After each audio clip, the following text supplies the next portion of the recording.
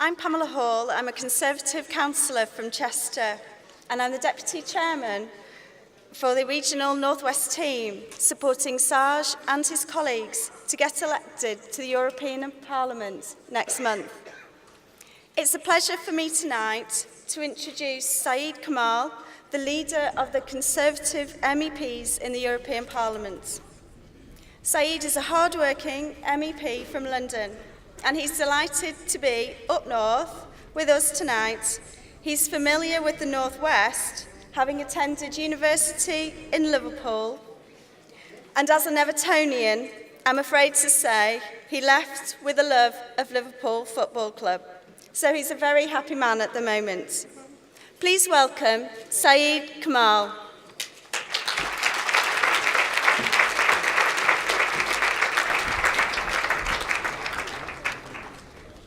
Thank you very much, Pamela.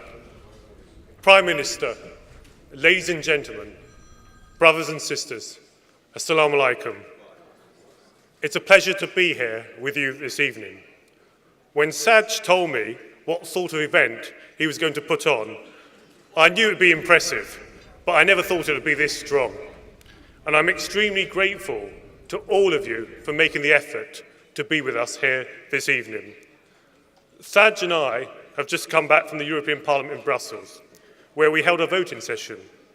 Just today, we voted on whether to lift custom duties for Ukraine, on the fees that banks charge when you use your credit card, and your mobile phone bill when you go abroad. And that was just one day. Whatever you think of the European Union, and whatever you think of the European Parliament, let us remember that when it comes to law, the European Parliament has equal power with the 28 countries of the European Union. So don't let anyone tell you that the European Parliament is just a talking shop. Whether you like it or not, it matters who you elect as your MEP. And here in the North West, you are very lucky to have Conservative MEPs who fight for the best deal for Britain and for the North West. Let us just look at Saj's track record. Working with a Conservative Prime Minister, he's led the agenda on cutting EU red tape, especially for the smallest businesses in the North West. Thanks to Saj, for the first time, the European Parliament is looking at the idea of giving national parliaments, such as Westminster, a red card to stop EU legislation. And thanks to Saj, we have blocked some of the more stupid proposals from Brussels, such as banning hairdressers from wearing high heels. But Saj has never forgotten where he's come from. Let us not forget that thanks to Saj, 3-year-old Atiya Anjum Wilkinson was brought back home to her mother after her father snatched her away and left her in a hidden location in Pakistan. Thanks to Saj, Mirza Tahir Hussain, who had been on death row for 18 years, was released. And thanks to Saj and his chairmanship of the European Parliament Friends of Pakistan group, the textile industry in Pakistan has easier access to markets of the European Union. This is a great record of achievement, and so I ask that you all come out to help Saj this May so that he can continue to deliver for the communities of the North West. But let us not forget what happens when good people don't turn out to vote. You get bad MEPs. And you know that in 2009, low turnout led to a BNP MEP being elected for the region. Never again should we allow this to happen. A lot of people have said that reform of the EU isn't possible. It can't be achieved. But I'm reminded of what my father used to say to me. My father came to Britain in the 1950s. He worked on the railways and then he worked as a bus driver. And he told me, there is no limit to what you can achieve if you believe in Allah, believe in yourself, and work hard. Saj and I believe that, which is why we are both here and have the privilege of standing before you here tonight.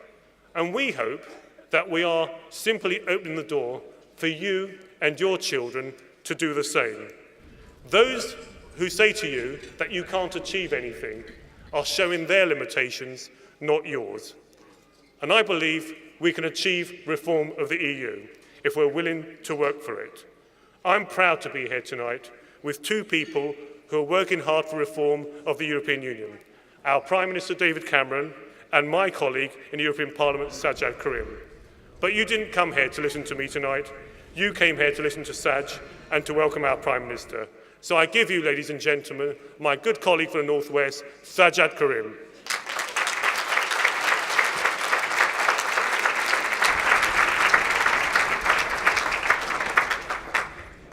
Bismillahir Rahmanir Rahim. Prime Minister, High Commissioner of Pakistan, ladies and gentlemen, Assalamu alaikum, Sat Sri Akal, Namaste, and good evening. May I firstly welcome you all as my guests here this evening for this very special occasion. Prime Minister, it really is a tremendous honor for us that you have joined the British Asian community here in the Northwest this evening.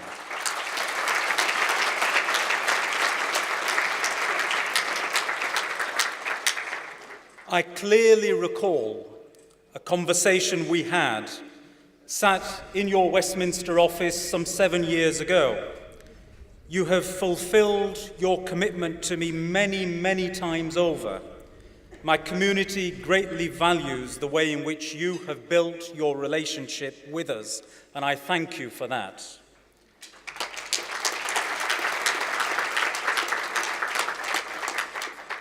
It is now my 10th year serving the Northwest as a parliamentarian, and 20th year serving in a publicly elected office. I hope that it's beginning to show.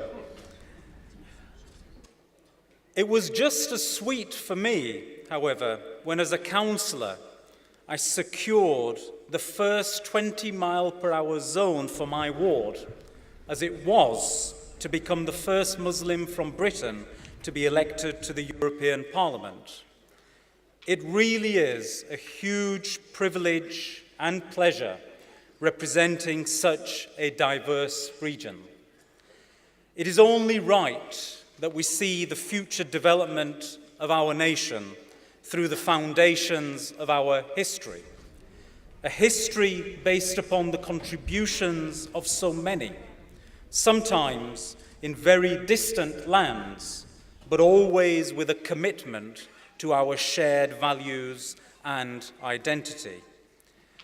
Just as Her Majesty the Queen started her Jubilee celebrations, shrouded in the tremendous diversity of Leicester, it is essential that on the remembrance of the First World War, we follow Her Majesty's lead and remember all those who sacrificed so we could be free today.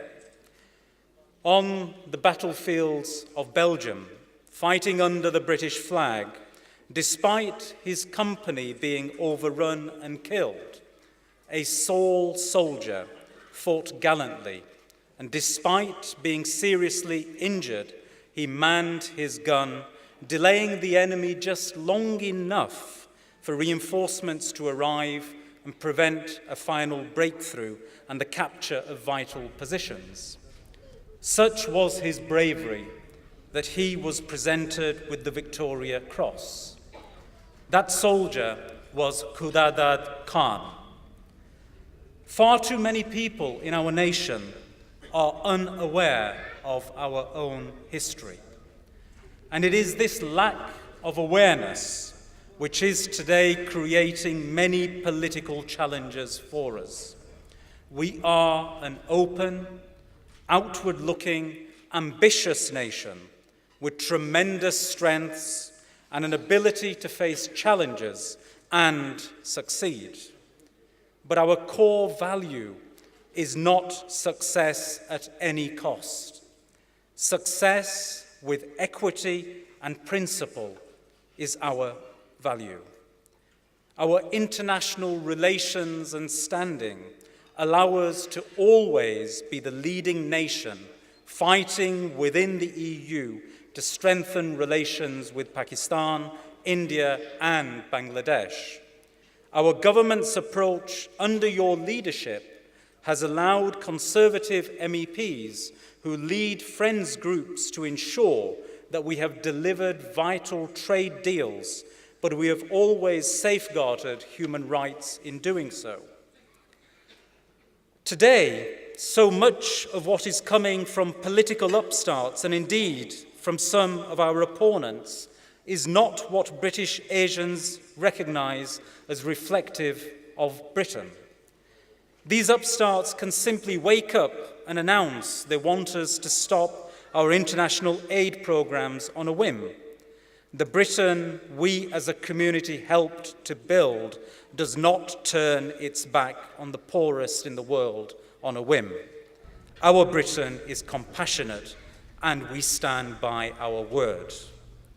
They argue that we should only look inwards to find solutions to problems which go beyond our borders.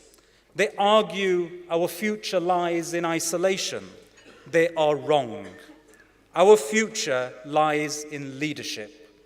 The sum of our ambitions should not be to become another Switzerland or Norway, fine nations as they are.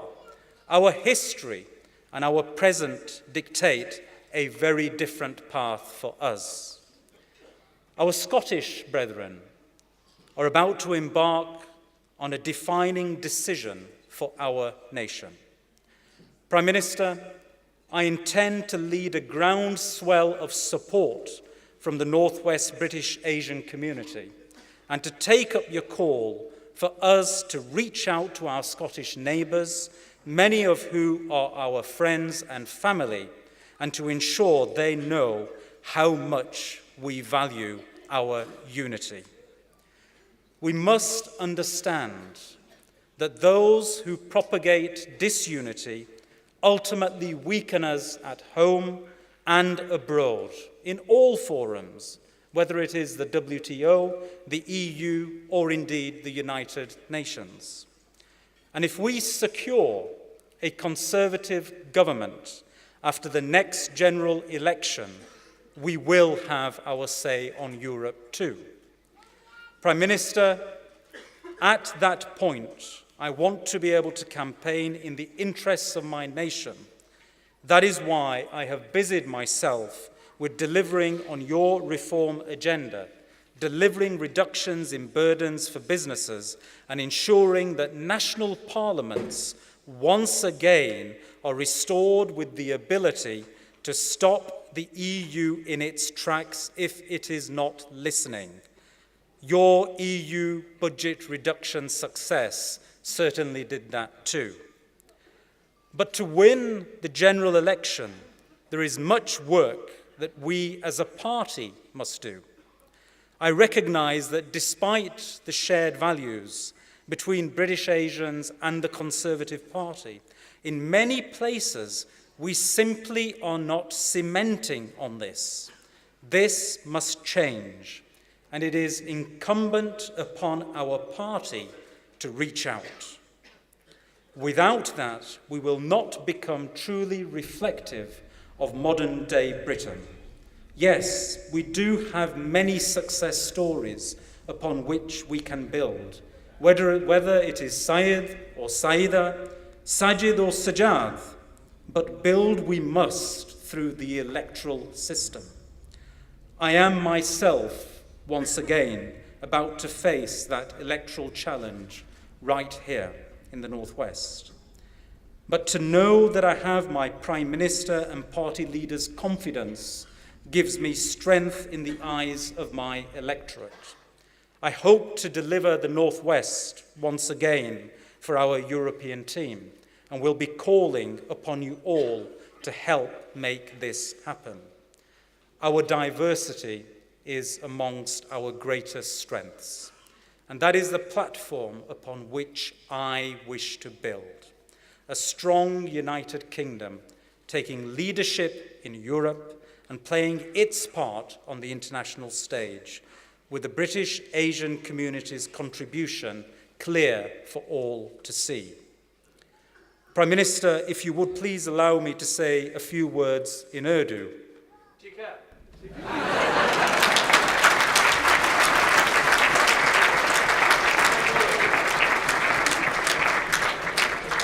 What was that, Prime Minister? That's all the Urdu I know. He's showing off now. Ladies and gentlemen, please join with me in welcoming the Right Honourary David Cameron, Prime Minister of the United Kingdom.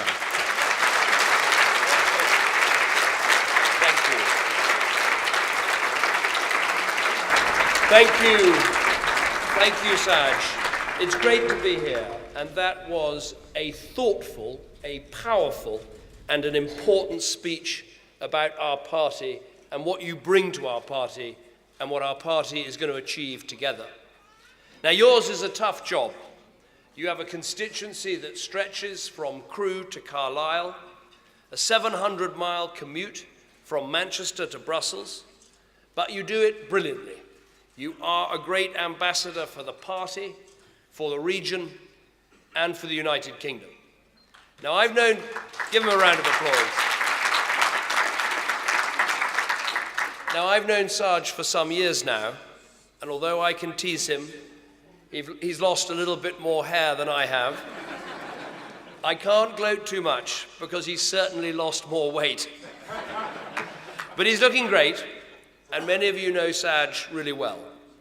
But few know of the tough times that he's faced, like when the dreadful thugs of the English Defence League held protests outside his house, or when he fled the terrorist gunshots during the Mumbai attacks. And of course, there was that moment when he got caught up in a weird cult. He started wearing sandals, eating muesli, wearing a woolly hat, never washing. Everyone was very worried about him, but then it turned out okay.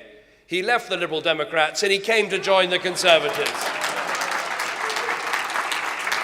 Now, we have got some great British Asians at the top of our politics.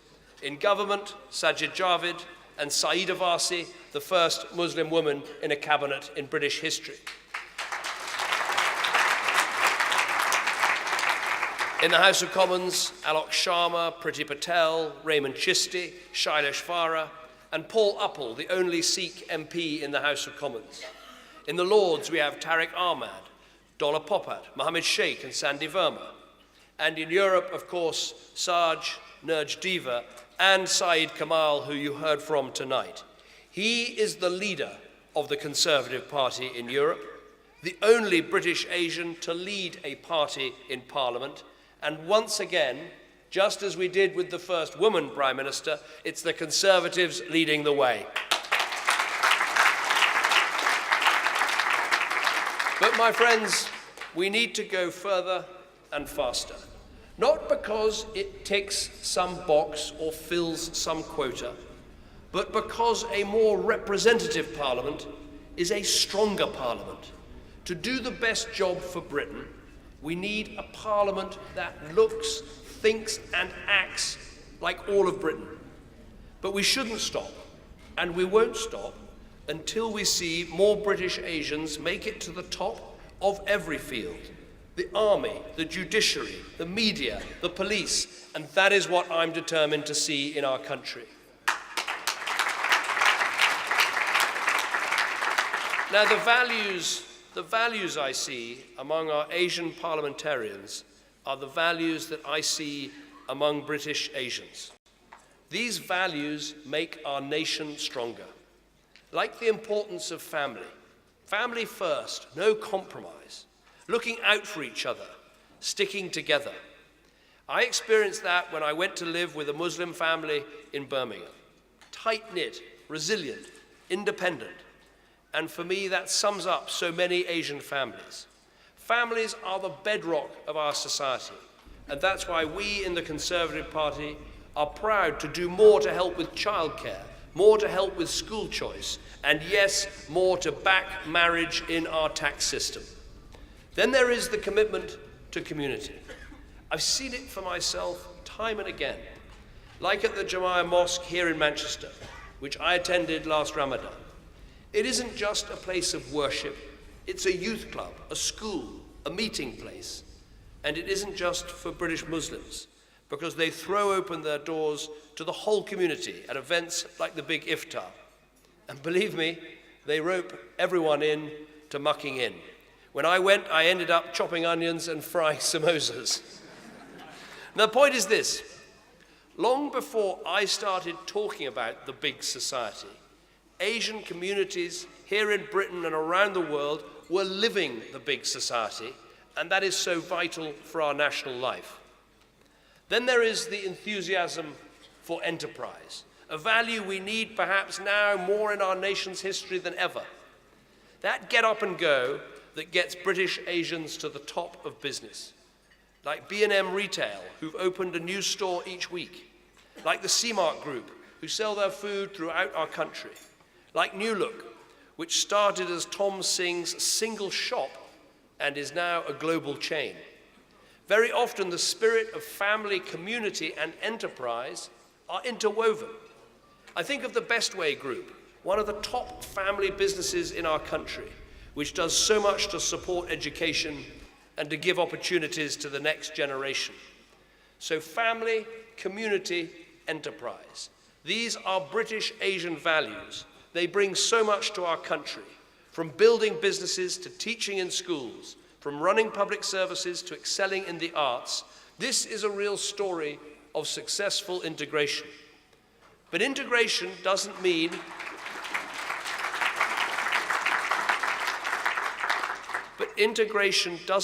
that you have to give up the things that you hold dear in your religion.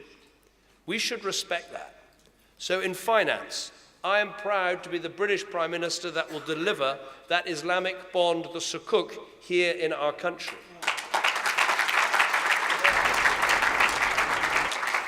In education, we back faith schools.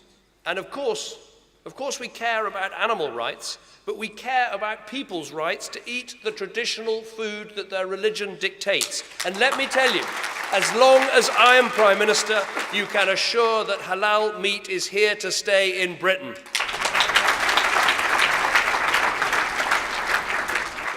Now, there's something else I want to tell you today. There are some big challenges ahead, and your backing will be vital. First, as Sajid said, we must keep our United Kingdom united. In fewer than 6 months, Scotland will vote on whether to go it alone. For the North West, Scotland is next door. You have close ties over the border. And while you may not have a vote, you do have a voice. So phone your families, text your friends, email your business associates, and tell them our nations would be weaker apart. We are stronger together. We've done so much together, and let us keep our family of nations together for a stronger future.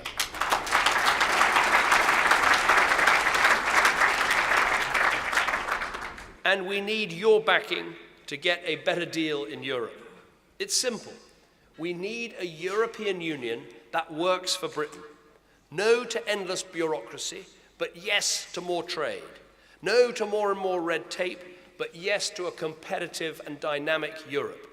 In me, you have a Prime Minister who has cut the EU budget for the first time ever, who vetoed a treaty that wasn't in our interests, who will always stand up for Britain in Europe. And it is the same with Saj, with Saeed, and the team. He is there fighting the tide of regulation that crushes our businesses. He's working for a free trade agreement between Europe and India. He wants more jobs over there and more opportunities here. But he also spearheaded something that we should be really proud of, and I fought for it myself in the European Council with the 27 other countries around the table too. After the devastating floods in Pakistan, it was the Conservatives in Westminster, in Brussels, in that European Council, who said it's not just aid that these people need, it is trade. And it was us, yes, us, Britain, who ensured that Pakistan was given tariff-free access to the European Union.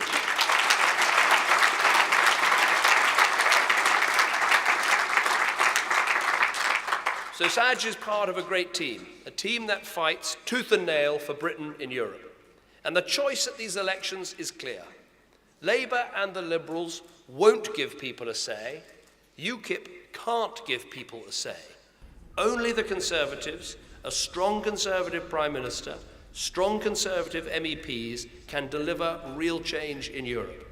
And only we can and will deliver that in-out referendum.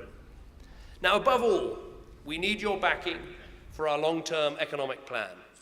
It has 5 parts, and each part goes right to the heart of what I believe all of us in this room believe. 1, dealing with the deficit and our debts. We must not leave our children to pay our debts. This is not in our national mindset, and it's also at the heart of our faiths. Islam instructs us to write down our debts and leave nothing out. Hinduism teaches us to gain wealth by honest and lawful means. And Christianity tells us that a good man leaves an inheritance to his children's children. So we are getting the deficit down day by day, bit by bit. It's down by 1/3 already. We will have halved it soon. That means less money being wasted on interest payments and more money to be spent on our schools, hospitals, and services. Part 2 of our plan, cutting taxes. This is so important to Conservatives because we get this simple fact. You put in the hours, you work the early mornings, the late nights, and that money you earn, it's not the government's money, it is your money. And we want you to keep more of it. Part 3 of the plan, we need to create more jobs by backing business. I know, you know, we know, it is vital to people's peace of mind to be able to get out, do a day's work, and provide for their families. And listen to this. Since that 2010 election, 1.7 million more jobs have been created in the private sector here in Britain. Just think, that is 1.7 million more people, 1.7 more families with more hope, mothers and fathers who are able to better provide for their families, and I think everyone in this room can be proud of that fact.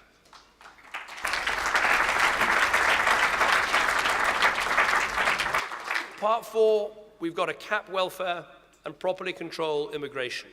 This is about getting British people, your sons, your daughters, nephews and nieces, back to work. It's about delivering for people who work hard, who play by the rules. And it is delivering. The number of people claiming out-of-work benefits has fallen by more than 600,000. Part 5 of our plan might even be the most important of all, education. And again, this goes to the heart of our faiths. In Sikhism, where there is a huge importance placed on teaching the next generation. And in Islam, where the best gift to a child is their education and upbringing. That is why we are bringing a revolution in our schools. Tougher exams, more discipline, highly qualified teachers, and record numbers of apprenticeships too. So that is our long-term plan, and it's working. We see it in manufacturing up, the deficit down, one of the fastest growing economies in the world. And this isn't just about what the government has done, it is thanks to you. The hours you put in, the jobs you create, the businesses you start, the example you set, you all make our country stronger. So thank you. Help us stick to the plan, help us secure Britain's future. And my friends, above all, help us campaign and fight to get those vital votes out for Saj, for the great team of MEPs and candidates here in the Northwest. We want them working. We want them in Brussels. We want them fighting for our interests, fighting for Britain. We want them returned. Let's do everything we can to make it happen. Thank you very much.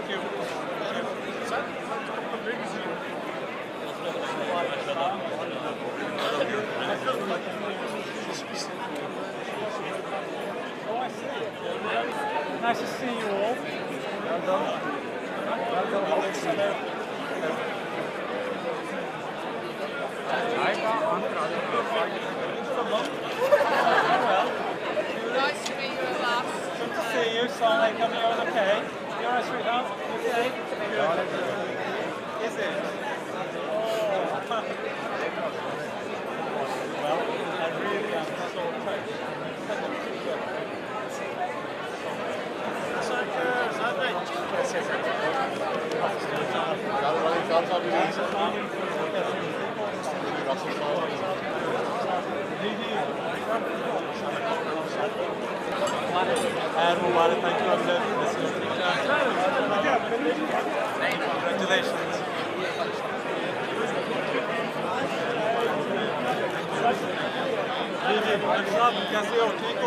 Very welcome. It's my pleasure. My pleasure.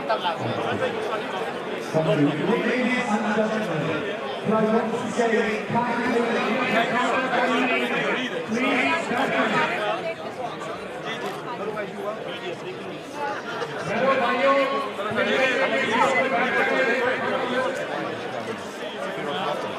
I have a freaky habit of bumping into him wherever I am. The entire FAMS team is here, and I've got all of them. Thank you.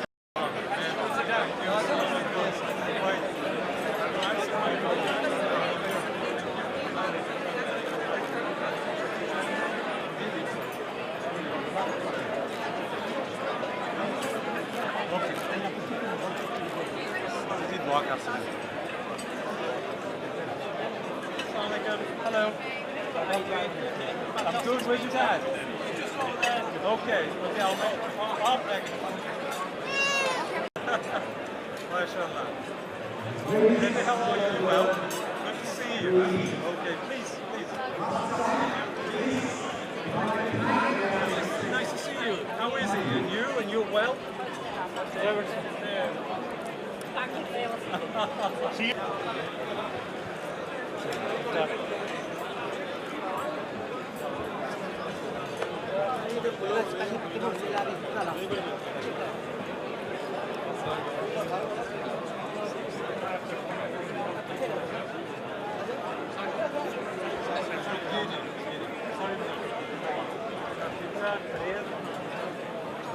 हाँ जी Blackburn सारी ठीक है हाँ जी कैसे हो जनाब ठीक ठाक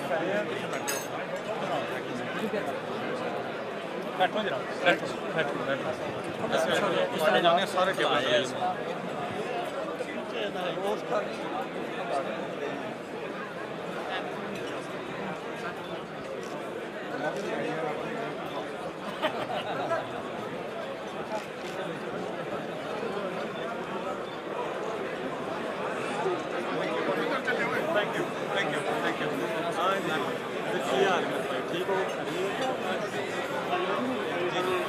Hi, Haroon, how are you well?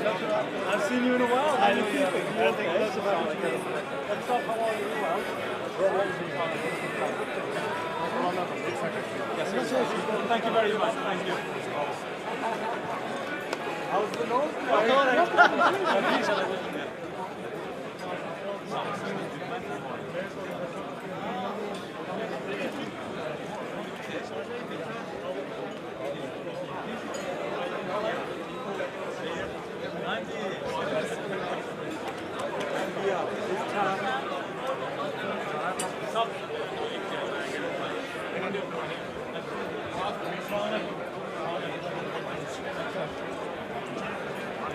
अच्छा नमस्ते जी नमस्ते कैसे हैं आप You are well, I hope. Hi, how are you? Nice to meet you. Likewise, thank you for making the time to come in to see me. And your son? My boy. Yes, of course. If I stand over here. Come. No, I'm with you. Come on, Vijay, come on. Thank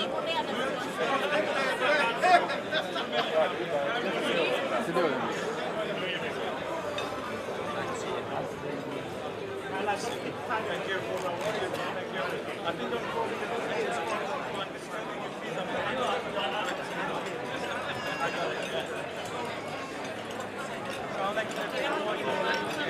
Thank you so much to all of you, making so much time. Assalamu alaikum, how are you?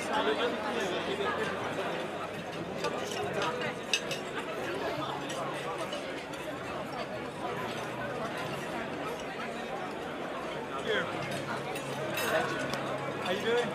Okay. Sorry, hello. Hi.